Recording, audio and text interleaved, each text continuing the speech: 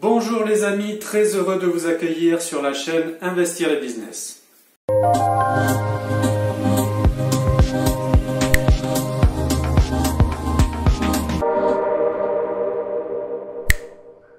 Aujourd'hui, je fais une vidéo pour vous parler de ça. Le dernier numéro du magazine Le Revenu avec en dossier spécial Vivre sans travailler. Waouh!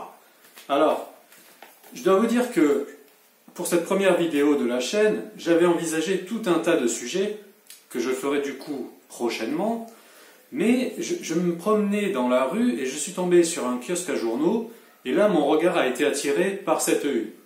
Forcément, moi je fais une chaîne qui va parler de revenus passifs, de liberté financière, je vais vous expliquer comment faire pour atteindre cette liberté financière, comment développer des revenus passifs, et je tombe là-dessus. Alors, je suis curieux, je m'approche, je prends le magazine et je me dis, bon, peut-être que ça peut me servir de support pour faire une vidéo, peut-être même que, on ne sait jamais, je pourrais apprendre des choses grâce à ce magazine, donc je l'achète.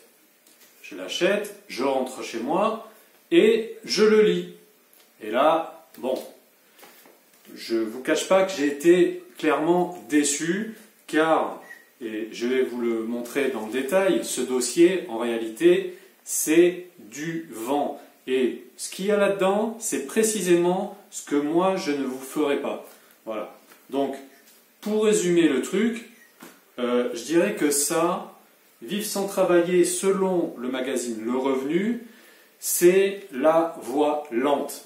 C'est-à-dire, en gros, des méthodes qui ont été maintes fois avancées, des méthodes éculées, qui ne marchent pas, et donc la voie lente, si vous voulez, regardez,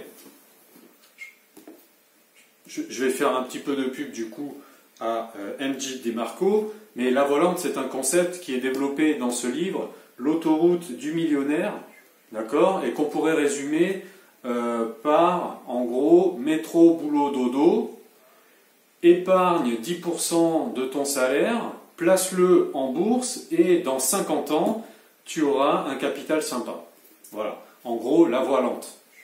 MJ DeMarco, je vous mettrai dans le descriptif de la vidéo un lien si vous êtes intéressé par cet ouvrage que personnellement je vous recommande.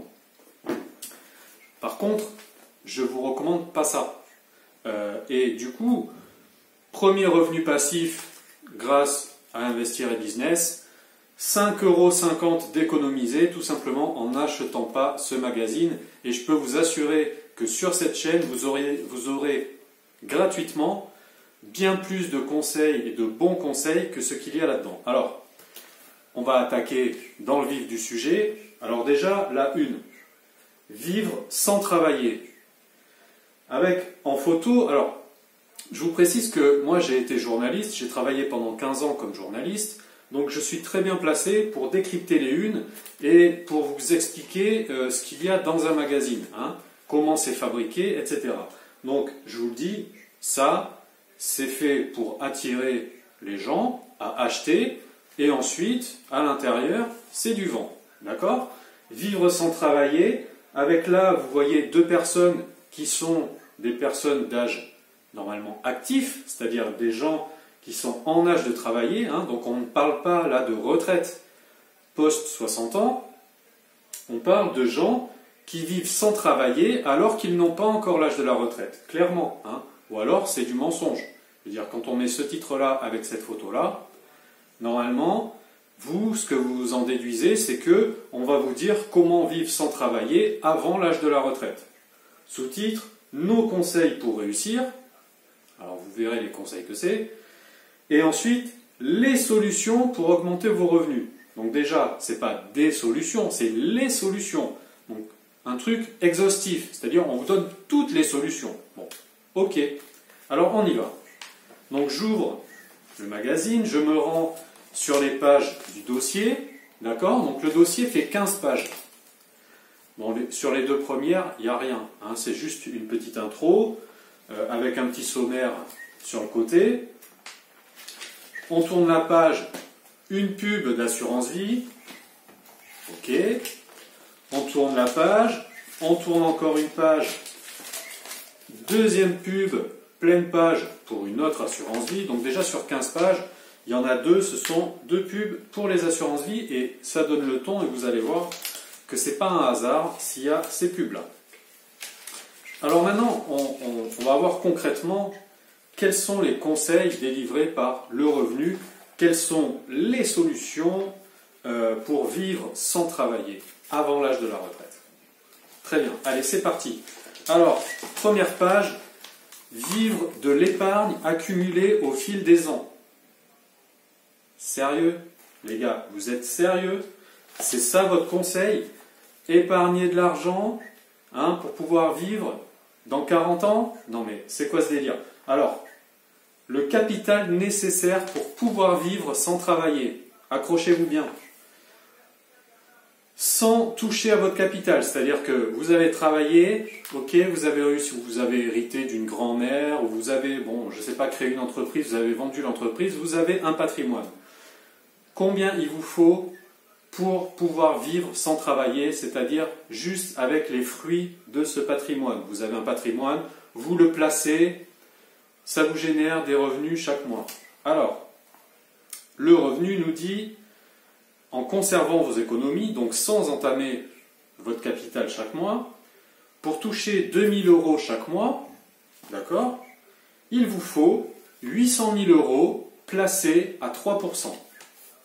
Alors, bon, si vous avez 800 000 €, est-ce que vous avez besoin de ça pour savoir quoi en faire? Non, clairement non. Les gens qui ont 800 000 €, ils n'ont pas attendu Le Revenu pour savoir quoi faire et comment en profiter. D'accord? Donc, 800 000 €, clairement, ça s'adresse à des gens qui sont déjà libres financièrement. D'accord? Si ce n'est pas votre cas, et je suppose que si vous êtes sur cette vidéo, c'est que ça n'est pas encore votre cas, il vous faut donc 800 000 € pour générer 2 000 € de revenus par mois en ayant placé à 3%. Alors je précise que ça c'est hors fiscalité. C'est 3% net. C'est-à-dire que si vous placez à 3% brut, quand vous enlevez les impôts, si vous payez la flat tax à 30%, en réalité, il vous faudra beaucoup plus que 800 000 € pour atteindre 2 000 € net par mois. D'accord? Bon. Si vous placez à 4%, il vous faut 600 000 €. Donc, voilà, ok, super. Après, ils vous mettent les rendements des placements à revenus. Alors, les obligations de l'État français, 0,3%. À quoi ça sert? On ne sait pas. Assurance vie en euros, 2,3%. En général, ça c'est du brut. Si vous avez une assurance vie en fonds euros qui vous rapporte 2,3% net, moi je suis intéressé. D'accord? Livret fiscalisé, 3% de rendement. Alors, les livrets fiscalisés, en général, ce sont des offres promotionnelles qui durent 3 mois ou 6 mois et après vous retombez comme un livret A à 0,75. Bon.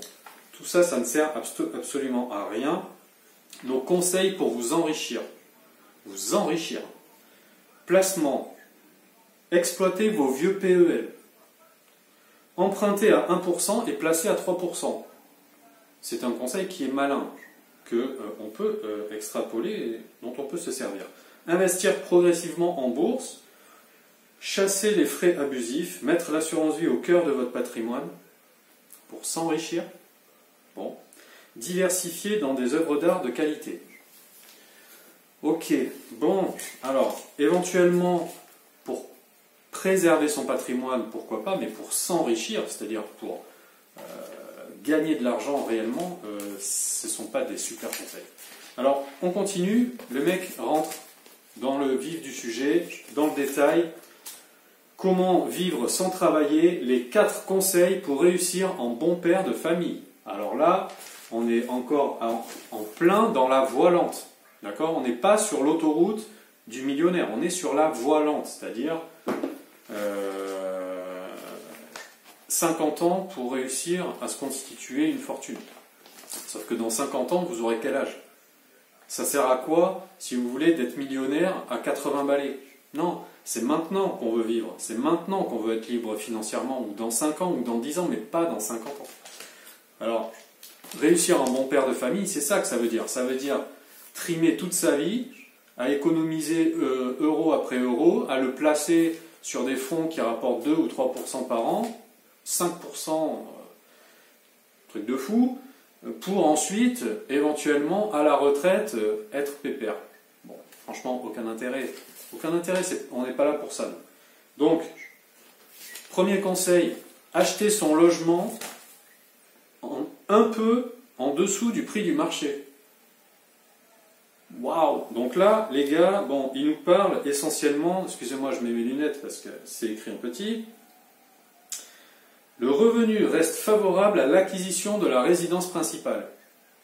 Alors, sur la route de la liberté financière, la résidence principale, c'est pas du tout le sujet. C'est pas du tout le sujet. Et beaucoup vous diront d'ailleurs que commencer dans l'immobilier en investissant de l'argent et en prenant un prêt pour la résidence principale, c'est une erreur. Parce que si vous faites ça, vous allez complètement bloquer votre capacité d'emprunt.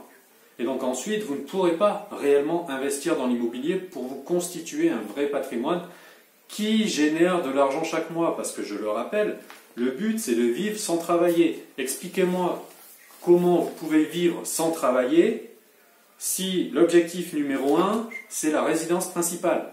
C'est mort. C'est mort. Ok ? Alors, ils nous disent ensuite, quand à la retraite, vos revenus seront divisés par 2, vous serez bien content de ne pas devoir décaisser un loyer chaque mois. Mais ils sont sérieux. Mais d'où ils nous parlent de la retraite alors que c'est vivre sans travailler maintenant, quand on est encore actif, pas quand on a 70 balais. Et il continue, si vous n'avez pas les moyens d'acheter votre logement, faites l'acquisition d'une résidence secondaire ou d'un bien locatif. Mais il n'explique pas du tout, alors partir sur un bien locatif, oui, mais il n'explique pas à aucun moment comment faire pour que ce bien locatif génère des revenus. Parce que si vous faites comme Monsieur Tout-le-Monde, votre bien locatif, non seulement il ne va pas vous générer des revenus chaque mois, qui vous permettront de vivre sans travailler, mais ils vont vous coûter chaque mois. Pourquoi ? Parce que les loyers que vous allez encaisser seront inférieurs à vos charges. Remboursement du crédit, les frais de copropriété, de travaux, etc., les dépenses courantes, plus la fiscalité qui sera liée à votre bien locatif. L'essentiel est de mettre un pied dans l'immobilier afin de profiter de la hausse des prix à long terme, estimée à 1% par an au-delà de l'inflation. Bon, alors là, on est en plein délire. Et on est complètement hors sujet avec vivre sans travailler. Alors, bon, on pourrait en parler, déjà rien que de ce point-là, on pourrait en parler pendant 1 heure. Mais bon, je passe. Épargner au moins 10% de ses revenus. Voie lente. Adopter la diversification attitude, c'est-à-dire en gros, ne pas miser tous vos œufs dans le même panier, ne pas mettre toutes vos économies sur un seul produit financier ou un seul actif immobilier, etc. Il faut diversifier, avoir un peu de ceci, un peu de cela, etc. pour diluer le risque. Bon. Mais ça, franchement, c'est du basique. On n'a pas attendu le revenu pour savoir ça, et ça ne permet pas, dans tous les cas, de vivre sans travailler. Vivre sans travailler, les gars.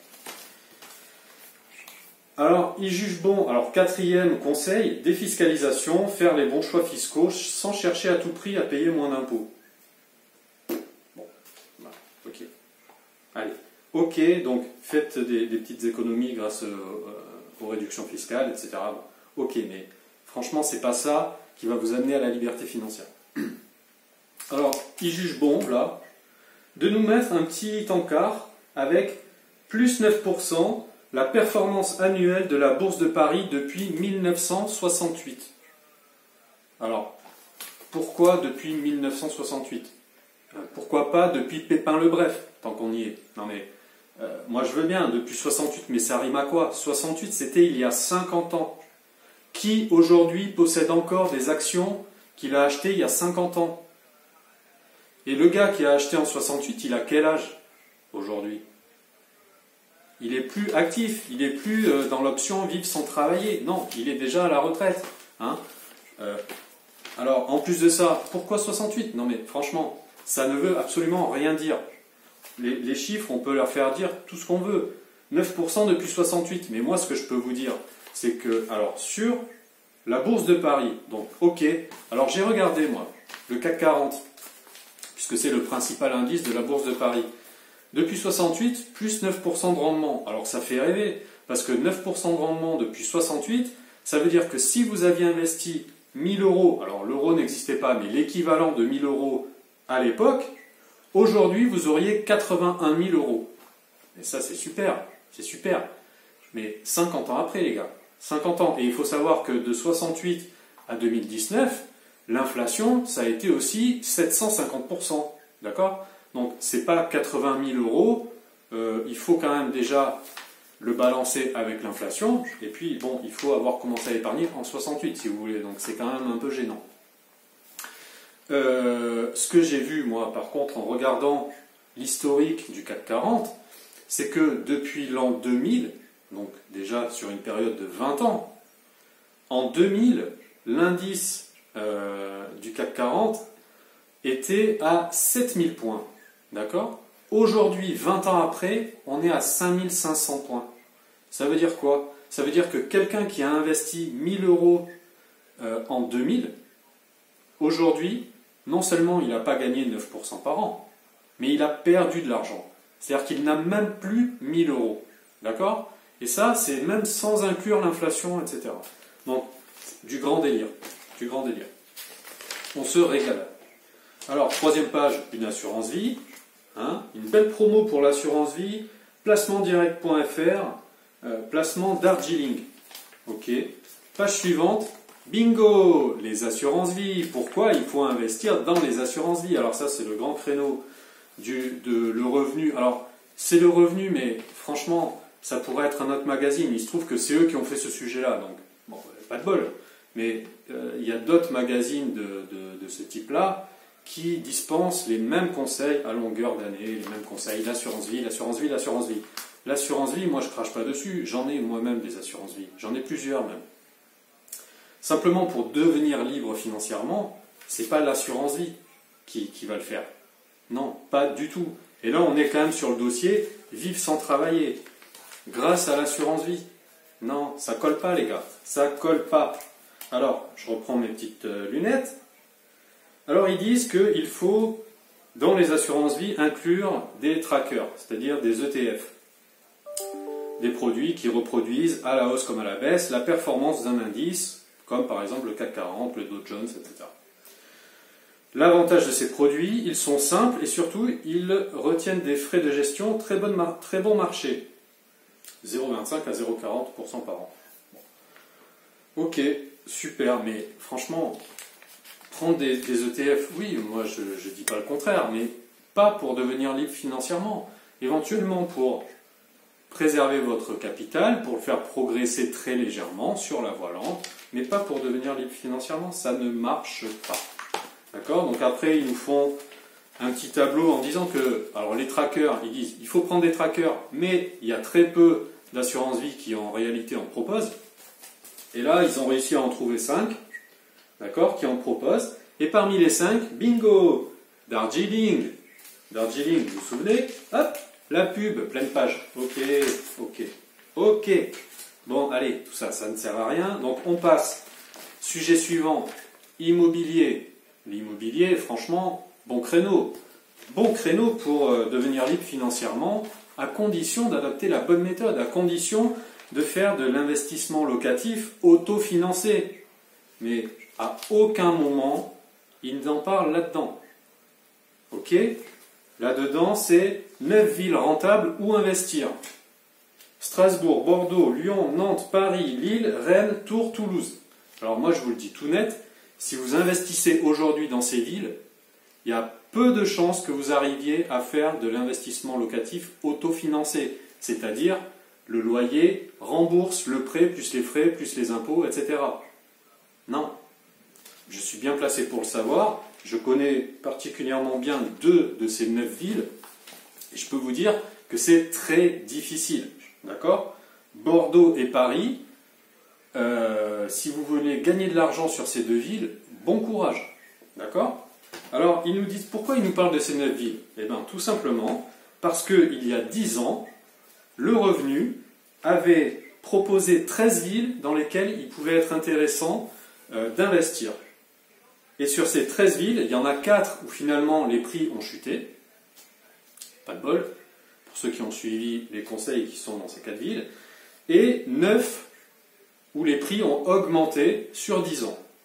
Donc là, sur cette double page, il n'est question que de prix fonciers. À aucun moment, on ne parle des loyers, à aucun moment, on parle d'autofinancement, etc. Et à aucun moment, on parle de comment faire pour arriver à l'autofinancement et éventuellement dégager du cash flow. Parce que c'est ça le but. Quand on veut être libre financièrement, quand on veut générer des revenus qui tombent chaque mois sans avoir à travailler, c'est pas juste le prix du foncier. Parce que le prix du foncier, ça veut dire quoi? Ça veut dire acheter aujourd'hui, les prix vont monter, et dans 15 ans ou 20 ans, quand vous revendrez, vous ferez une plus-value. Mais nous, ce qu'on veut, c'est des revenus qui tombent tous les mois. Vivre sans travailler, il faut que les revenus ils tombent tous les mois. Sinon, ça ne peut pas marcher. D'accord?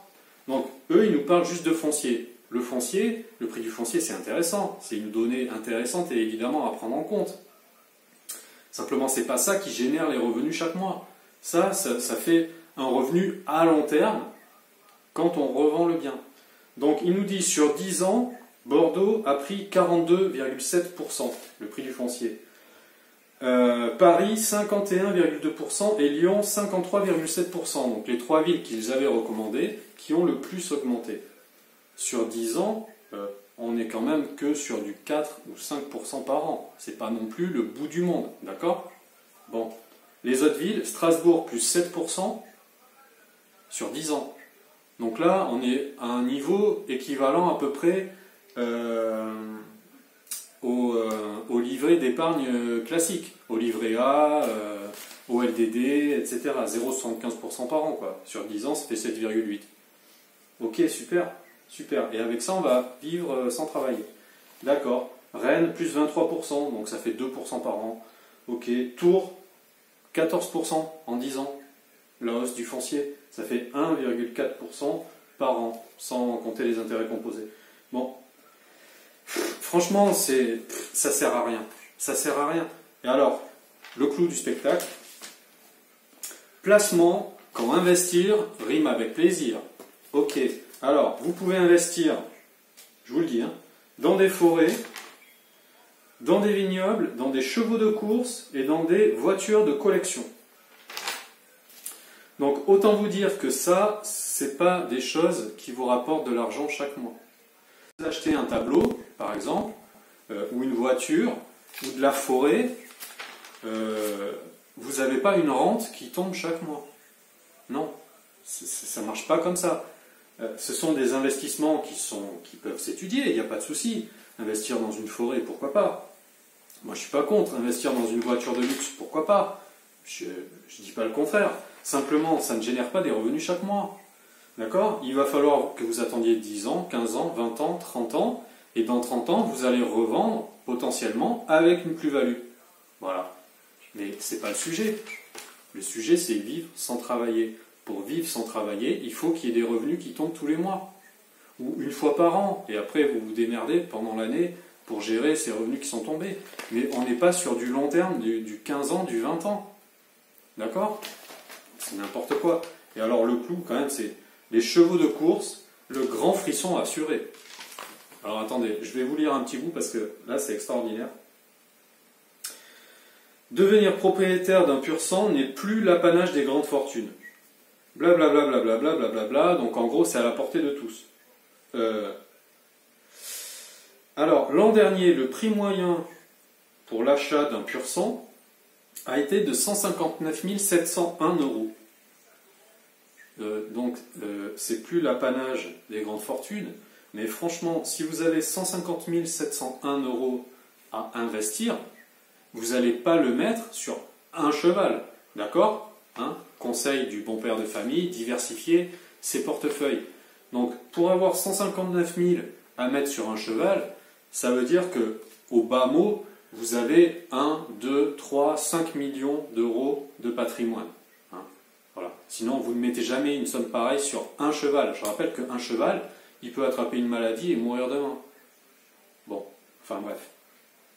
Alors, le truc, c'est que, la bonne nouvelle, c'est que si vous n'avez pas plusieurs millions sur vos comptes, vous pouvez désormais acquérir des parts d'une écurie de groupe. Donc en fait, c'est un peu comme les SCPI dans l'immobilier, c'est-à-dire que vous versez des fonds à une entreprise qui gère un certain nombre de biens immobiliers et vous achetez des parts de biens immobiliers. C'est-à-dire au lieu d'acheter un studio, vous achetez un dixième de studio ou un centième de...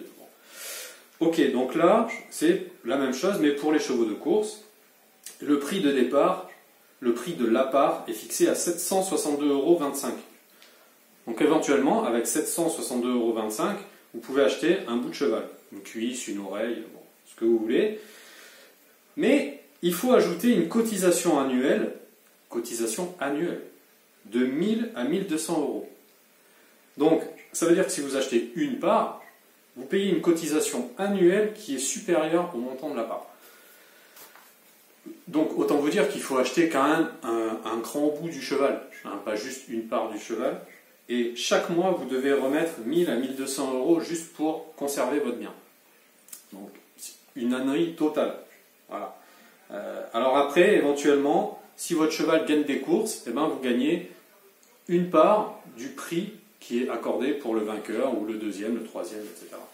Mais très franchement, ça ne me paraît pas être un super bon plan. Surtout si vous n'avez pas des millions de patrimoine. Voilà. Donc, voilà, on arrive au terme du dossier. Donc, en réalité, on n'a rien appris. On ne sait absolument pas, grâce aux revenus, comment vivre sans travailler. Donc, moi, je vous fais faire une économie de 5,50 €.